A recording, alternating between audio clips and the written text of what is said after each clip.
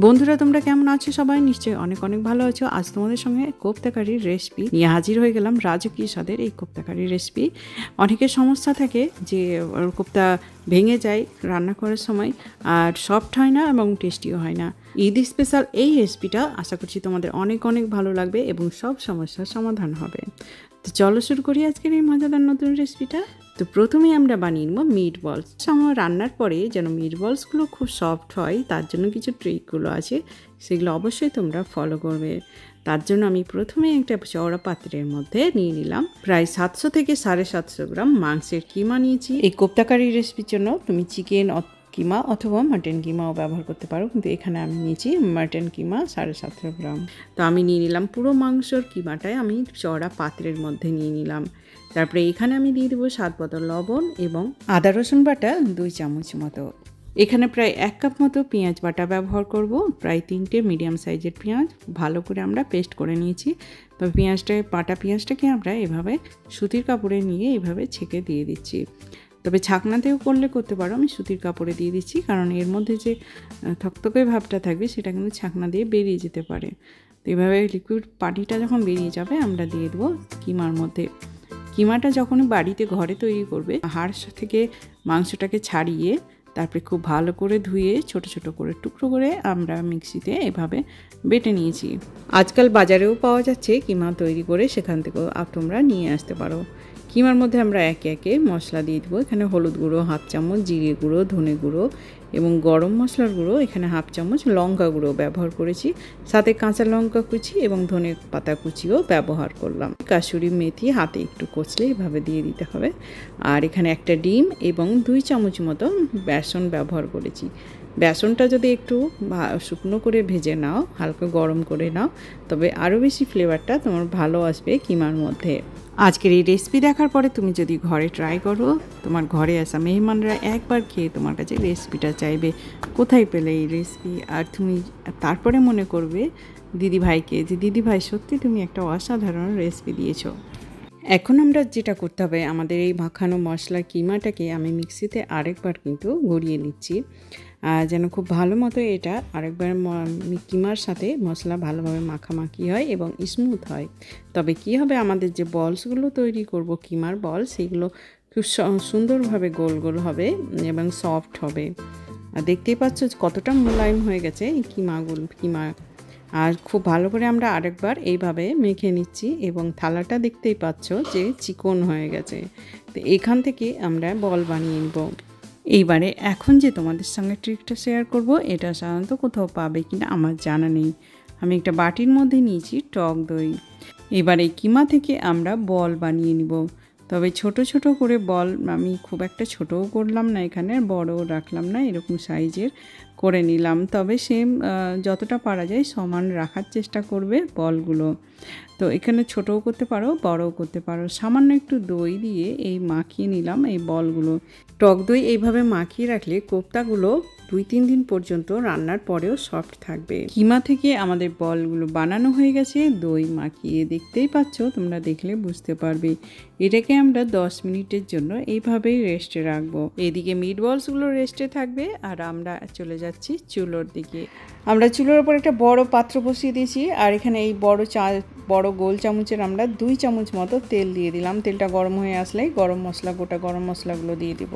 এই রান্নায় তেলের পরিমাণটা একটু বেশি হলে ভালো হয়, তবে তোমার নিজের মতো করে দেবে। গোটা গরম মশলার মধ্যে একটু জয়িত্রী আমি দিয়েছি যেন রিচ ফ্লেভার আসে কোপ্তা কারির মধ্যে।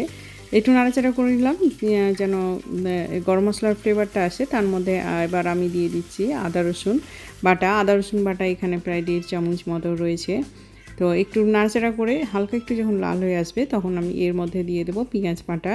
তবে পেঁয়াজ বাটা এবং বাটা মশলা ব্যবহার করার সময় অনেক ছিটাছিটি করে তেলের মধ্যে দেওয়ার পরে, তো সামান্য একটু লবণ দিয়ে দিলাম, এতে করে কিন্তু তেল ছিটাছিটি কম করবে। তো এখানে পেঁয়াজ আমি 2 চামচ মতো ব্যবহার করব। আজকের এই কোপ্তা কারির রেসিপিটা অনেক মজাদার এবং খুব সহজ হতে চলেছে বন্ধুরা। আর যখনই তোমার ইচ্ছে হবে তোমরা বানিয়ে নিতে পারবে। এদিকে আমি সসপ্যানে প্রায় 1 লিটার মতো পানি দিয়ে দিয়েছি যেন এই রান্নায় আমি ব্যবহার করতে পারি। গরম পানি দিলে কী হবে, টেস্টটা অনেক বেড়ে যাবে। এবার আমরা এই পাত্রে আমি বাটা মশলা ব্যবহার করব পেঁয়াজের পরে, বাটা দেওয়ার পরে। তো এখানে আমি 10-12টা মতো কাজু বাদাম ভিজিয়েছিলাম, আর 2 চামচ মতো পোস্ত, আর এখানে পেঁয়াজ ভাজা ব্যবহার করেছি। 3টে একসঙ্গে পেস্ট বাটা মশলাটা বানিয়েছি। এটা সবটাই আমি এই তেলের মধ্যে দিয়ে দিচ্ছি। এই বাটা মশলা দেওয়ার পরে কিন্তু এই মশলাটা ভাজার কোনো বেশি প্রয়োজন নেই, আর নাড়ার টেস্ট কিন্তু অন্যরকম হয়ে যাবে। এবার আমরা টমেটো বাটা ব্যবহার করব।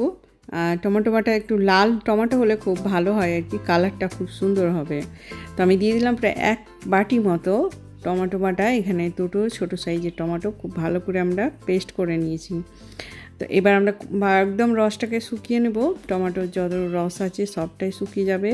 আর কালারটা কত সুন্দর হয়ে এসেছে, আর তোমরা কি বলবো, এত লোভনীয় একটা রেসিপি হতে চলেছে বন্ধুরা, তোমরা শেষ পর্যন্ত দেখো। একদম ভালো করে কিন্তু কষে নিতে হবে। এরপরে আমরা একে একে গুঁড়ো মশলা দেব। মশলাগুলো যেন জ্বলে না যায়, গুঁড়ো মশলাগুলো, তার জন্য আমি অল্প পানি ব্যবহার করলাম। আর তার মধ্যে আমি হলুদ গুঁড়ো দিয়ে দিচ্ছি, সাধারণ মশলা যেগুলো থাকে, জিরে গুঁড়ো 1/2 চামচ, ধনে গুঁড়ো, লঙ্কা গুঁড়ো, এখানে কাশ্মীরি লাল লঙ্কা গুঁড়ো দিয়েছি, আর এখানে চিলি ফ্লেক্স দিয়ে দিলাম 1/2 চামচ মতো। আর সব কিছু দেওয়ার পরে আমরা একটু নাড়াচাড়া করে নিচ্ছি। আর যেন মশলাটা, এই জন্য আমি পানি দিয়েছিলাম যেন জ্বলে না যায়। এখন এটাকে আমরা একটু কষে নিলে এর মধ্যে আমরা দিয়ে দেবো টক দই, 4-5 চামচ টক দই খুব ভালো করে ফেটিয়ে নিয়ে তারপরে ব্যবহার করতে হবে। তো আমি ফেটিয়ে নিয়েছিলাম আগেই, আর দিয়ে সবটাই দিয়ে দিচ্ছি। আর খুব তাড়াতাড়ি কিন্তু এটাকে কন্টিনিউয়াসলি নাড়তে থাকতে হবে, যেন দইটা ছানা ছানা না হয়ে যাবে। না নাড়লে কিন্তু এটা ফেটে যাবে, দিয়ে ছানা ছানা হয়ে যাবে। এবার কি হবে, আমাদের যে গ্রেভিটা হচ্ছে একদম স্মুথ এবং গাঢ় তৈরি হবে। এর মধ্যে আমরা কি করব, পানি, এবার লবণ দিয়ে দিচ্ছি স্বাদ মতো। আর সবটাই যেটা পানি গরম করে দিয়েছিলাম আমরা সবটাই ব্যবহার করব। অল্প কিছু আছে সেটাও আমরা দিয়ে দেবো। এটাকে নাড়াচাড়া করে নিলেই ফুটে আসবে। আর যদি ঠান্ডা পানি ব্যবহার করো তবে এটাকে ঢাকা দিয়ে দেবে ফোটানোর জন্য। যেহেতু এখানে গরম পানি ব্যবহার করেছি, ফোটানো পানি, তাই জন্য আমাদের সাথে সাথে এটা ফুটতে থাকবে, তো আমাদের ঢাকার কোনো প্রয়োজন নেই। এবারে যে আমাদের কোপ্তাগুলো বানানো ছিল, এবার আমরা একে একে বলসগুলো দিতে থাকবো। অনেক বন্ধুরা আছো যারা বলো আমাদের কোপ্তা টেস্টি হয় না, ভেঙে যায়, আর শুকনো শুকনো লাগে কোপ্তাগুলো। কিন্তু আশা করছি আজকের এই ভিডিওটা তোমরা দেখার পরে, ট্রাই করার পরে তোমরা নিশ্চয়ই বলবে যে হ্যাঁ দিদি ভাই একদম ঠিক সুন্দর ভিডিও দিয়েছো, যাতে আমাদের কোপ্তা কারি এত টেস্টি, একদম অপূর্ব স্বাদের হবে। তো আমরা ঢাকা দিয়ে দিলাম প্রায় 3 থেকে 4 মিনিটের জন্য, একদম হাই হিটে দিয়ে দিলাম, যেন কোপ্তার যেন তাড়াতাড়ি এটা ওপরটা যেন তাড়াতাড়ি কুক হয়ে যায়। আর একদম চামচ দিয়ে নাড়াচাড়া করার কোনো প্রয়োজন নেই, এখানে কিন্তু ভেঙে যাবে। তো আমরা 3-4 মিনিট পরে আমরা দেখে নিচ্ছি এবার ঢাকাটা খুলে।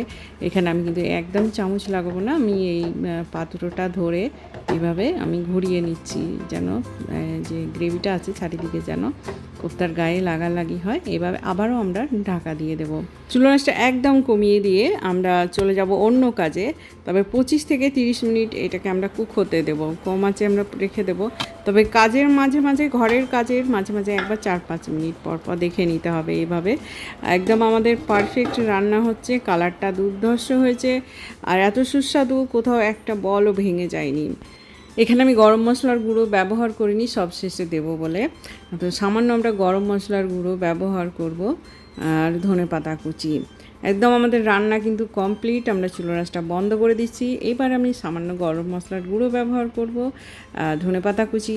তবে গরম মশলার গুঁড়ো যদি প্রথমে ব্যবহার করি তবে কিন্তু কালারটা চেঞ্জ হয়ে যাবে, কালো হয়ে যাবে, তার থেকে লাস্টে ব্যবহার করাই ভালো। তো আমরা এবার ধনেপাতা দেওয়ার পরে আমাদের পরিবেশনের জন্য তৈরি হয়ে যাবে। তো বন্ধুরা, কেমন লাগলো আজকের এই ঈদ স্পেশাল মাটন কোপ্তা কারি? অবশ্যই তোমরা কমেন্ট করে জানাবে, ভালো লাগুক না লাগুক একটা কমেন্ট করে দেবে। আর যদি ভালো লাগে তবে শেয়ার করার অনুরোধ রইল বন্ধুরা। দেখতে পাচ্ছ কতটা সফট হয়েছে, হাত দিলেই ভেঙে যাচ্ছে। মেহমানদের কিন্তু খাওয়াবে অবশ্যই। সবাইকে ঈদ মোবারক। ভালো লাগলে শেয়ার করবে এবং আমার পাশ থেকে চ্যানেলটিকে সাবস্ক্রাইব করে দেবে। পাশে থাকা বেল আইকনটি অবশ্যই প্রেস করবে, তবে সমস্ত ভিডিওর নোটিফিকেশান তোমার কাছে সর্বপ্রথম পৌঁছে যাবে। আজকের মতন এই পর্যন্ত, আগামী পর্বে আবার ফিরবো নতুন কোনো রেসিপি নিয়ে। সবাই সুস্থ থাকো, ভালো থাকো, ধন্যবাদ।